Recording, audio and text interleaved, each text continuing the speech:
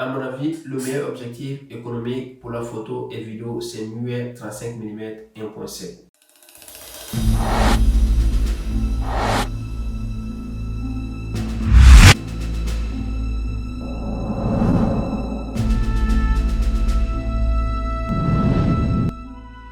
Je te parle d'un objectif que j'ai déjà utilisé parce que ça fait 3 mois maintenant que je l'utilise. Il coûte pas cher, il est presque abordable pour tout le monde, mais qui va te donner des super images impressionnantes.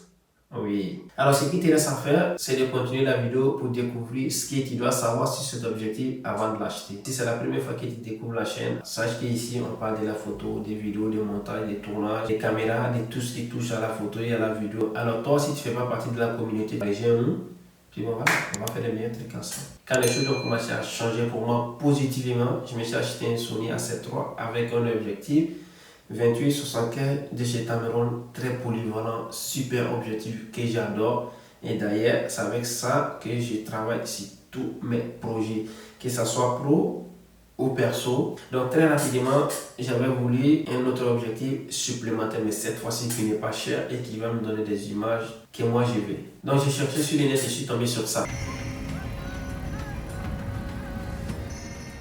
C'est muet. Alors, moi, la première fois qu'on m'a parlé de muet, c'était de la lumière, des softbox, des flashs. Sauf que quand j'ai fait les recherches, je suis tombé sur ça. C'est un objectif de chez muet, 35 mm APS-C qui passe très bien sur mon Sony A7 III qui est full frame et qui ouvre à 1.7.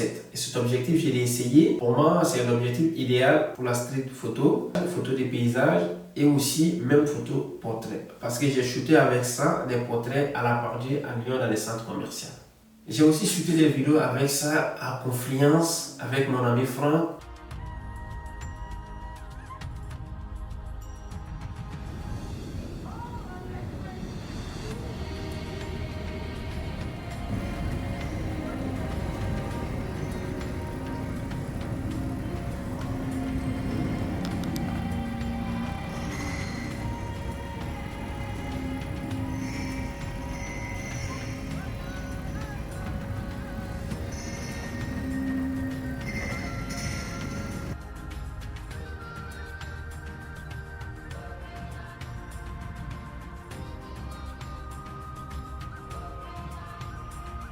Tout ça, c'était avec cet objectif. Franchement, après l'avoir utilisé, j'ai vraiment énormément kiffé. C'était un régal. Sauf que quand il y a les avantages, c'est qu'il y a les inconvénients. Mais les deux, on va les voir tout de suite. Et maintenant, les avantages.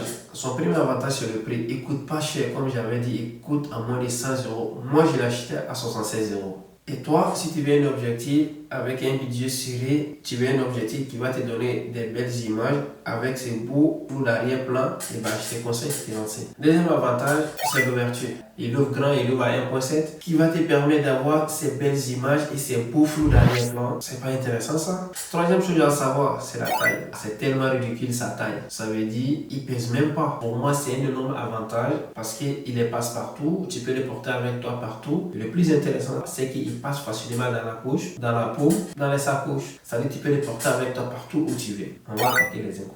Premier inconvénient, c'est qu'il est fixe. Qu'il est fixe, tu pas des zooms. Donc du coup, si tu veux shooter, il va falloir bouger, changer d'angle afin d'être créatif.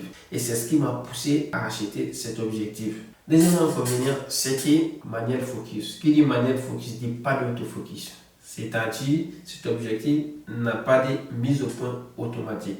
Il va falloir jouer avec les bagues.